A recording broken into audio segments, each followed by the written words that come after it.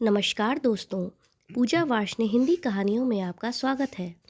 आज की कहानी का शीर्षक है बेरहम पति। आज की शाम भी रोज की तरह ही थी। घर के अधिकतर सदस्य अपने अपने कमरों में थे। मैं रसोई में अपना काम निपटा रही थी। अचानक बाहर से मुझे मेरे पति की आवाज़ सुनाई दी। शायद वह मुझे बुला रहे थे। अभी थोड़ी देर पहले ही वे जिम से घर लौटे थे। आखिर उनकी आवाज़ सुनकर गैस को धीमी आंच पर करके मैं रसोई से निकलकर अभी बाहर ही आई थी। इससे पहले कि मैं उनसे कुछ पूछती, एक जोरदार थप्पड़ मेरे गाल पर आकर लगा। कुछ पल के लिए सब कुछ सुनसा हो गया। ना मुझे कुछ सुनाई दे रहा था और ना ही कुछ दिखाई दे रहा था। मैं जमीन पर एक तरफ गिरी पड़ी थी, पर उस एक थप्पड़ की गूंज पूरे माहौल में गूंज चुकी थी। घर के हर कमरे में वो गूंज सुनाई दे रही थी। घर के बाकी सदस्य, देवर और ससुर जी भी निकलकर बाहर हॉल में आ गए थे। वहीं जहाँ ये थप्पड़ मेरे गाल पर पड़ा था, वहीं जहाँ सासू माँ जी अपनी विजयी मुस्कान के साथ अपने बेटे के पौरुष पर इतरा रही थीं। आखिर उनके बेटे ने उनके कलेजे को ठंडक जो प्रदान कर दी थी। सचमुच आज जब उनका बेटा मेरे गाल पर थप्पड़ लगाकर मुझे कमज़ोर साबित कर रहा था, तब सासू माँ को अपने बेटे पर गर्व महसूस हो रहा था। आखिर वो उनके दूध का कर्ज जो उतार रहा था। एक जिम जाने वाला बंदा जिसके अच्छे खासे बाइसेप्स हों, वो अगर थप्पड़ मारे तो कैसा लगता है। बस वही हाल हो रहा था मेरा। मैं अस्त व्यस्त अवस्था में ज़मीन पर पड़ी हुई थी। मुझे ये भी होश नहीं था कि मेरा दुपट्टा कहीं और जाकर गिरा है। मुझे लगा कि कोई तो मेरे लिए बोलेगा, पर यह देखकर ससुर जी बोले, बिल्कुल शर्मो हया नहीं है। यहाँ देवर ससुर सब खड़े हैं और इसका दुपट्टा गायब है। लोग क्या कहेंगे। राम राम, घोर कलयुग है। कहते कहते ससुर जी भी वापस अपने कमरे में चले गए। उन्हें इससे कोई लेना देना नहीं था कि इस घर में मेरे साथ क्या हो रहा है। उन्हें सिर्फ इसकी चिंता थी कि उनकी बहू का दुपट्टा उसके सिर पर नहीं था। ससुर जी की बात सुनकर मेरे पति ने ज़बरदस्ती मुझे बाहों से पकड़ा, उठाया और खींचकर कमरे में ले गए और ले जाकर पलंग की तरफ धकेल दिया। सब कुछ इतना जल्दी जल्दी हुआ कि कुछ समझ ही नहीं आया। कुछ देर बाद मुझे होश आया, लेकिन जब होश आया तब तक स्वाभिमान तार तार हो गया था। मुझे तो ये भी नहीं पता था कि मुझे थप्पड़ क्यों मारा गया था। आखिर ऐसी क्या गलती कर दी थी मैंने। अभी तो मेरी शादी को सिर्फ एक ही महीना हुआ है, पर ये एक महीना कोई सपने जैसा नहीं है। एक एक्सीडेंट में माता पिता की मौत के बाद लोगों के कहने पर फटाफट अपनी जिम्मेदारी निभाने के चक्कर में चाचा जी और ताऊ जी ने मेरी शादी इस घर में कर दी, क्योंकि उस संयुक्त परिवार में बेटी मैं अकेली ही थी। चाचा और ताऊ के दो दो बेटे थे। पुश्तैनी जायदाद में भी पिता का भी हिस्सा था। हालांकि वो हिस्सा अभी भी मेरे नाम पर था। ये बात मेरे ससुराल वाले बहुत अच्छे से जानते थे, इसलिए खुद वह लोग रिश्ता लेकर आए थे। उन्हें लगा था कि दहेज में वो पूरा हिस्सा मुझे मिलेगा, पर मैंने उसे लेने से मना कर दिया कि अभी मुझे इसकी ज़रूरत नहीं है। बस यही बात उन लोगों को कचोट गई। ये अलग बात है कि मेरे चाचा जी और ताऊ जी ने वो हिस्सा मेरे लिए संभाल कर रख लिया, पर यह बात मेरे ससुराल वालों को पता नहीं थी।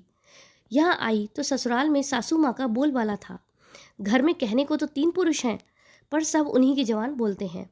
थोड़ी देर बाद सासू माँ की बाहर से आवाज़ आई, अरे ओ महारानी, कब तक आराम फरमाती रहोगी। बाहर आकर रोटियाँ तो सेक दे। यहाँ सब कब से भूखे बैठे हैं। आखिर रोती सिसकती मैं अपने दुपट्टे को सही करती हुई बाहर आई। मुझे देखकर मेरे पति ने कहा, अब तो सबक मिल गया होगा। आज के बाद खबरदार मेरी माँ को किसी काम के लिए कहा तो। वो यहाँ किसी की नौकरानी नहीं है। माँ बाप ने कुछ संस्कार नहीं सिखाए इसे। पति की बात सुनकर मन घृणा से भर गया। ऐसा कौन सा काम कह दिया मैंने सासू माँ को करने के लिए, जिसकी मुझे यह सजा दी गई। तभी याद आया कि सासू माँ को शाम की चाय की तलब हुई थी, तो चाय बनाकर मैं उनके कमरे में देने गई तो सासू माँ कमरे में नहीं थीं, इसलिए चाय टेबल पर रख आई थी। रसोई में आकर आटा गूंद ही रही थी कि सासू माँ ने चाय के लिए आवाज़ लगाई। आटे से हाथ सने होने के कारण सिर्फ इतना ही तो कहा था कि आपके कमरे में टेबल पर ही रखी है, ले लीजिए। भला ये भी कोई काम हुआ। 55 साल की औरत इतनी बड़ी बुढ़िया हो गई कि चाय का प्याला भी नहीं उठा पाई और बेटे से शिकायत कर दी। और बेटा भी इतना समझदार कि इतनी सी बात के लिए थप्पड़ खींचकर लगा दिया। अभी 1 महीने पहले तक इनके घर में ऐसे कौन से नौकर चाकर लगे हुए थे जो इनकी माँ काम नहीं करती थी। बहू के आते ही अचानक क्या हो गया। मन में कई विचार उबाल मार रहे थे। अगर जवाब नहीं दिया तो जिंदगी भर भुगतना होगा। पूरे शरीर की नस नस में गुस्सा दौड़ रहा था। इतने में सासू माँ ने फिर कहा, अरे क्या बुत बनी खड़ी हुई है, जा जाकर रोटियां सेक। मुझे वहां खड़ा देखकर पति भी मेरे पास आकर बोले, माँ लगता है इसको अभी समझ नहीं आया, वो तो ट्रेलर था, इसको अभी पूरी पिक्चर दिखाता हूँ। माँ जरा दरवाजे के पास जो लाठी रखी है वो देना, आज इसे बता ही देता हूँ कि ससुराल में कैसे रहते हैं। इससे पहले कि ये कुछ कह पाते या कर पाते, मैंने खींच कर थप्पड़ इनके गाल पर रसीद कर दिया। मेरी हरकत से सभी लोग हैरान हो गए थे। कुछ देर के लिए उस थप्पड़ की गूंज से सभी को चुप करा दिया था, पर उस चप्पी को तोड़ते हुए मैंने कहा, अपनी बूढ़ी माँ से काम कराते हुए तुम्हें शर्म नहीं आती या संस्कार बेच खाए?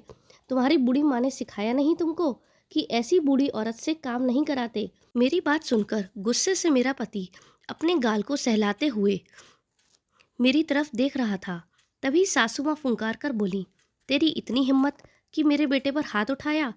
कैसी औरत है तू, अपने पति की इज्जत नहीं करती? बेहुदा औरत, लोक लाज के लिए ही सही अपने हाथ को काबू में नहीं रख सकती थी।